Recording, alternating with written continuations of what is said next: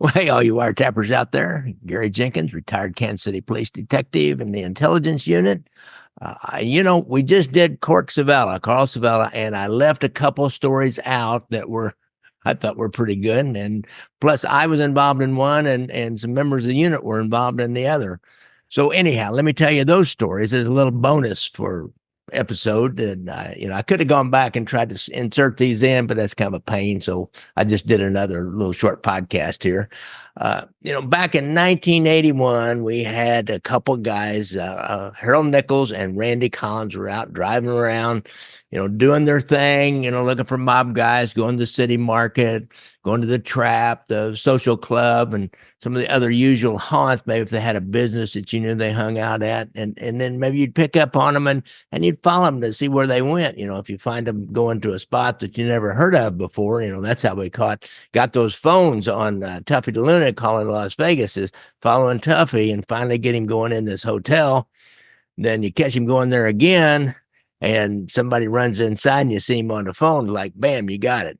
That's how it works, guys. And so these guys were out cruising around, not thinking about anything, not doing anything. They were downtown. I remember they were downtown Kansas City, a lot of traffic back then. It's 1981 or 80, I believe. Yeah, it's 1980. It was in the spring. And so they saw Cork Civella with a woman by the name of Rita Armilio. And they were just, I don't know, looking for a parking spot, and they thought, well, let's just pull over and see where they go. And they finally settled in a parking spot, and they both went into a store that sold guns. And so they documented that, and at the time, Cork and another guy named Paul Barcelona, they kind of about the same age. They were contemporaries. They were friends. And they both had a big head of white hair, although Barcelona's, I think, was real, and Cork's was a wig. He had this huge, big head of white hair, gray white hair, but it was a wig. And he was a dapper. Have you ever seen that picture of him in that checkered sport coat and that white wig? He's very, very dapper dude. So he and Rita go in there, and they run up and kind of peek in the window, and they're looking at handguns, and so they don't want to burn the deal. They just back off, and then they follow them, and they follow them over to Rita's apartment, and they both go inside. So, you write that up, send it over to the bureau. Bureau goes to the U.S. attorney, and the U.S. attorney said, okay, we'll put them in front of a grand jury. So they get Ms. Armilio. Of course, they know Cork's not going to say anything. They get Ms. Armilio to come, and she testifies that she wasn't there that day. Says no, he wasn't with me. There was another guy named Paul Barcelona that was with me.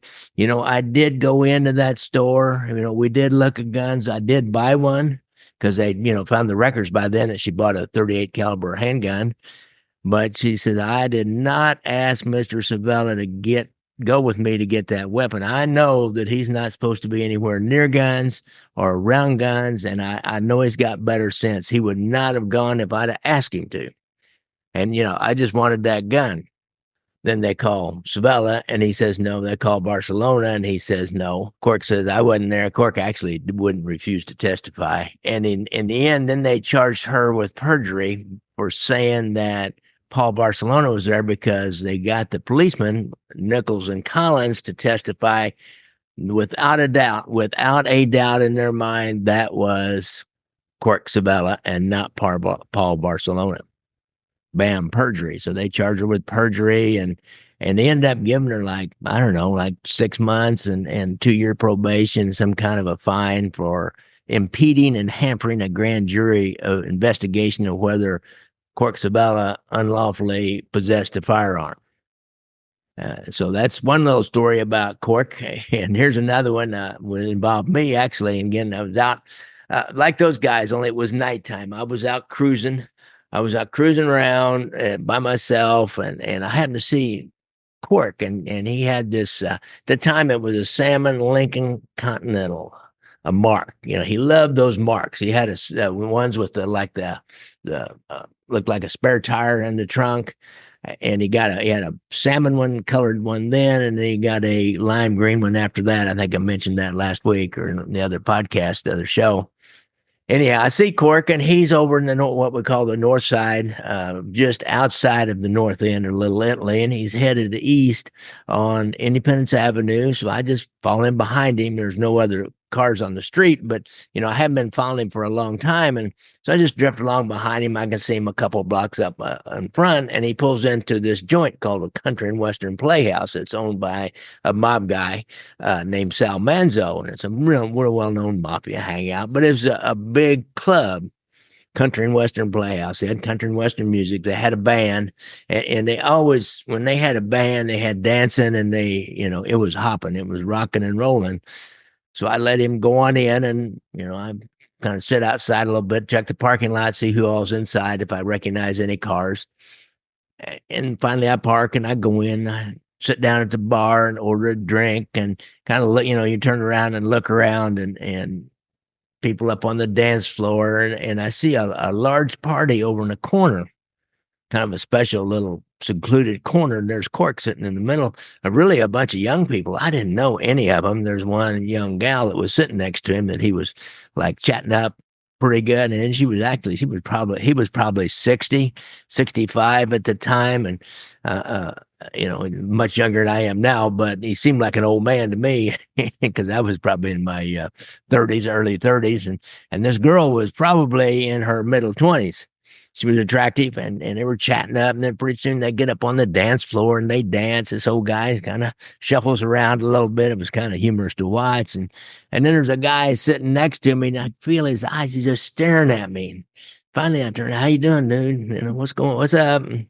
What's going on?" Some pleasantry. And he said, "Boy," he said, "I'm glad you started talking." I said, "What do you mean?" He said, "I thought you were a guy that cut me." So I'm like trying to watch Cork and make sure he doesn't head out. And if anybody else comes over, meet with him, talk to this guy and calm him down. And I said, "No, man, I don't have a knife. I don't carry a knife. It wasn't me." He said, "Yeah, I know, after I heard you talking." So we start chatting, and this is some grizzled old dude that I said, "Well, what do you do for a living?" I said, "I hunt night crawlers. They're like big ass worms that people use as fish bait."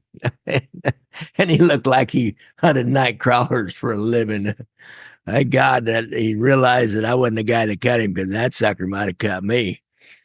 And, during those days, like a deal like that, I usually would not take a gun everywhere I went. Going to a bar like that, don't take a gun. There's no use in it. I'm not going to do anything. Nobody's going to, either just a normal barroom brawl or something, they might do something there, but you don't need a gun for that, especially back then. I guess today you would.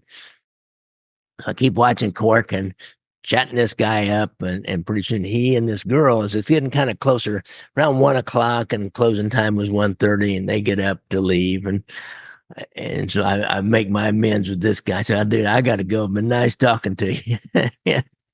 He was like my best friend by the end of that night. Follow Cork out. Follow the girl leaves. Cork leaves. He follows her, and she pulls up in the apartment just a few blocks away, really.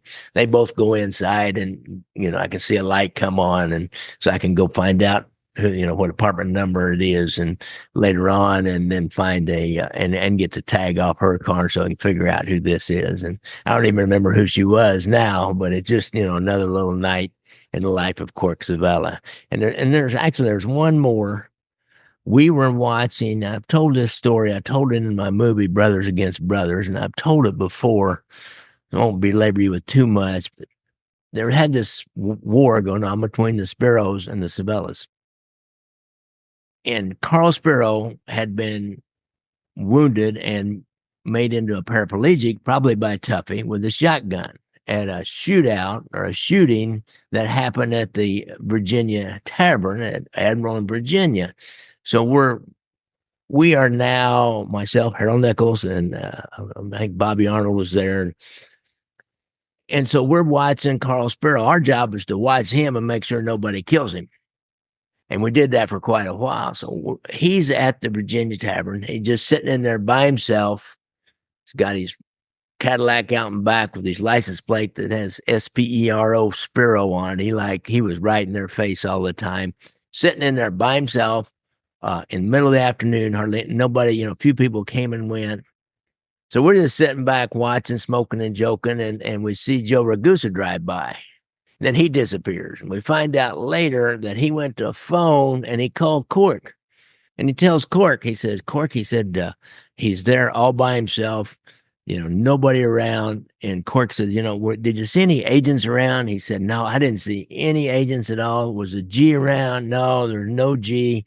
I looked all around, which he really didn't. He just drove by a couple of times, but he didn't drive up by us. He'd easily seen us going ganged up in the parking lot. Cork says, if you don't see them, they're probably there then, back off. But he didn't back off. They went and got Tuffy and another guy we couldn't see who it was. And they came up and they drove around and around.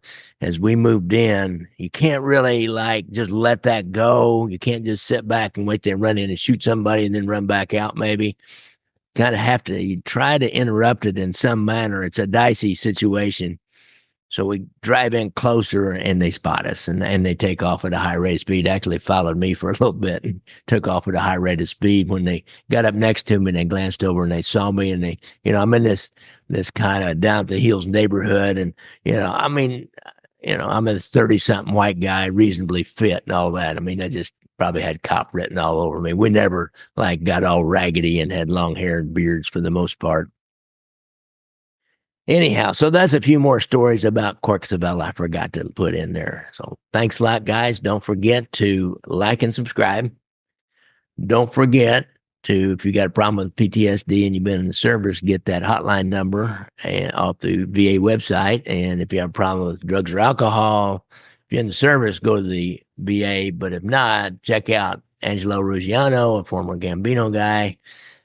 He has a website and he has a hotline number on that, I believe, at least he used to. And I like to ride motorcycles, so watch out for motorcycles when you're out there. And if you get on my Facebook, Gangland Wire podcast, and we make a lot of comments, have a lot of interesting pictures and interesting interactions. And the same way with my YouTube channel. Get on that and really read the comments. A lot of them are a lot of fun. A lot of times people get in little arguments, but I never let that go too far. Homie, don't play that. We do not go down those paths of people fighting with each other. This is just for fun. And if you have a different opinion about the mafia, take it to the streets, man. Or if you want to fight about it, or call each other names. Otherwise, you can just simply state your position, and somebody else will state theirs. Matter of fact, I had one pretty interesting this last week, a whole long thing about the JFK assassination of Chucky Nicoletti based on a comment on that show that I put on that I really thought was interesting. Several interesting comments on that one. So there's a good one to look at. So we're always here trying to provide you with mafia entertainment and keep coming back, guys. Thanks a lot, guys. Thanks a lot, guys.